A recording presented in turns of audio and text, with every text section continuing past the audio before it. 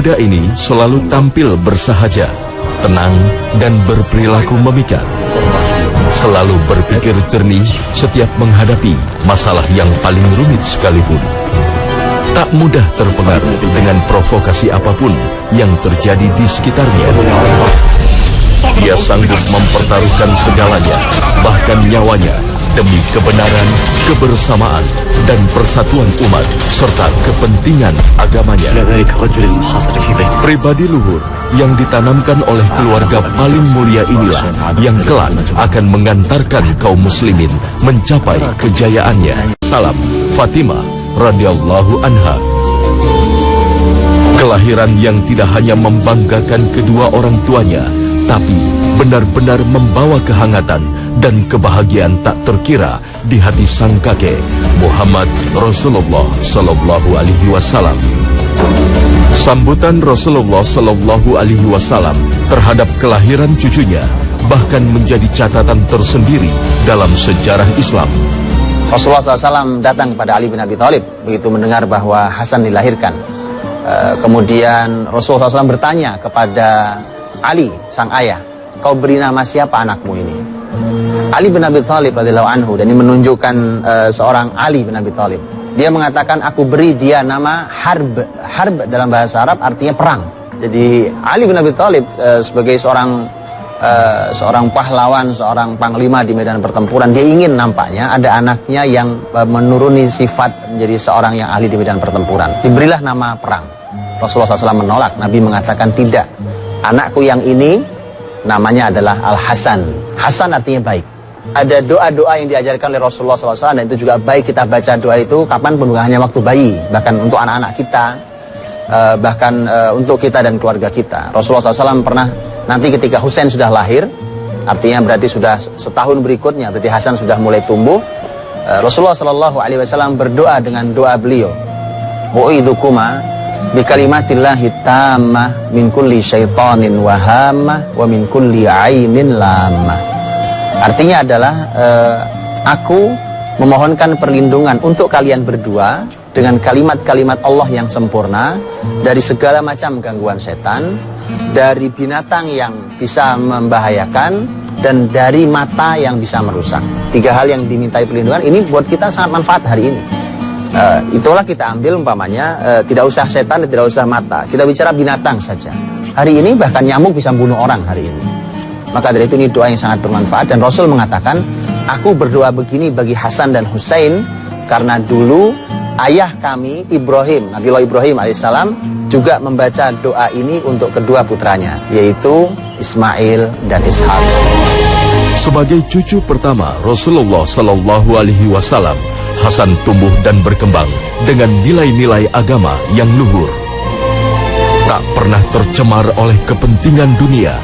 Ia selalu menjadi pelipur bagi Rasulullah Sallallahu Alaihi Wasallam. Maka kehangatan dan sentuhan Rasulullah Sallallahu Alaihi Wasallam selalu menyertainya di masa pertumbuhan. Di balik kasih sayangnya yang begitu mendalam, Rasulullah Sallallahu Alaihi Wasallam tetap tegas menyikapi cucunya jika berlaku salah, sekalipun masih kecil. Ketika suatu hari Hasan masuk ke Masjid Nabawi, di Masjid Nabawi ada kurma menggunduk, kemudian di sana ada sahabat-sahabat Nabi, kemudian ada Rasulullah SAW, kemudian ada Hasan datang, masuk ke masjid, melihat kurma seorang anak kecil, dia ingin sekali, dia ngambil satu kurma, kemudian dia masukkan ke dalam mulutnya, dia makan kurma itu. Kemudian oleh Nabi dikejar, didatangi, dia lari, dikejar oleh Nabi SAW, begitu ditangkap oleh Nabi SAW, kemudian Nabi SAW mengatakan, kah, artinya buang. Kemudian Hasan tidak membuang korma itu. Oleh Nabi dipukul-pukul sedikit rahangnya supaya dikeluarkan, tidak juga dikeluarkan oleh Hasan. Nabi SAW akhirnya memasukkan jarinya ke dalam mulut Hasan. Dimasukkan, kemudian diambil dengan sedikit dipaksa tentu, diambil kemudian dibuang oleh Nabi SAW. Di hadapan Hasan dan di hadapan para sahabat yang menyaksikan di Masjid Nabawi. Sahabat bertanya, tentu sahabat bertanya, ya Rasulullah, kenapa kau lakukan itu? Nabi SAW berkata pada Hasan, Ama ta'alam ya Hasan, tidakkah kamu tahu wahai Hasan, bahwa kita ini adalah keluarga yang tidak boleh memakan harta zakat dan sodakoh. Karena dalam syariat Islam, bahwa Rasulullah Muhammad SAW dan keturunannya, ahlul bait, tidak boleh makan harta zakat dan sedekah. Nah, dan kurma itu adalah kurma zakat dan sedekah. Rasul sangat sayang pada cucunya. Suatu hari Nabi SAW khutbah Jumat. Itu khutbah Jumat di mimbar beliau. Untuk mimbar beliau ada beberapa tangga. Itu beliau khutbah di mimbarnya. Kemudian terlihat Hasan dan Husain lewat di antara jamaah Jumat ketika itu. Disebutkan dalam sejarah dia berpakaian warna merah-merah. Nabi hentikan khutbah sebentar, kemudian turun dari mimbar, diambil kedua cucunya itu. Karena disebutkan dia berjalan, sekali waktu jatuh, namanya anak kecil, kemudian dibawa ke mimbar. Nabi SAW mengatakan bahwa innama amwalukum wa auladukum fitnah. Ini ayat bahwa sesungguhnya harta kalian, anak-anak kalian bisa menjadi fitnah. Seperti aku hari ini ketika melihat mereka berjalan berdua, kemudian dengan lucunya mereka berjalan itu, aku tidak tahan untuk akhirnya menghentikan khutbahku sementara untuk mengambil mereka.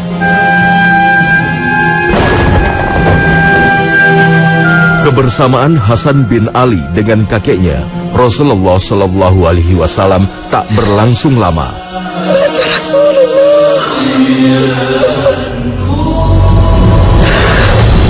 7 tahun kemudian, pada tanggal 12 Rabiul Awal tahun 11 Hijriah, Rasulullah Shallallahu Alaihi Wasallam wafat sekaligus mengakhiri tugas kenabiannya. Inilah masa yang paling menyedihkan bagi kaum muslimin. Hasan bin Ali seakan kehilangan induknya, namun didikan kedua orang tuanya dan sentuhan langsung tangan Rasulullah Shallallahu Alaihi Wasallam membuat dirinya tetap tegar. Inilah ketetapan Allah Subhanahu wa Ta'ala kepada seluruh manusia, sekalipun seorang nabi. Salatukum ibadallah, la tafutkum salah.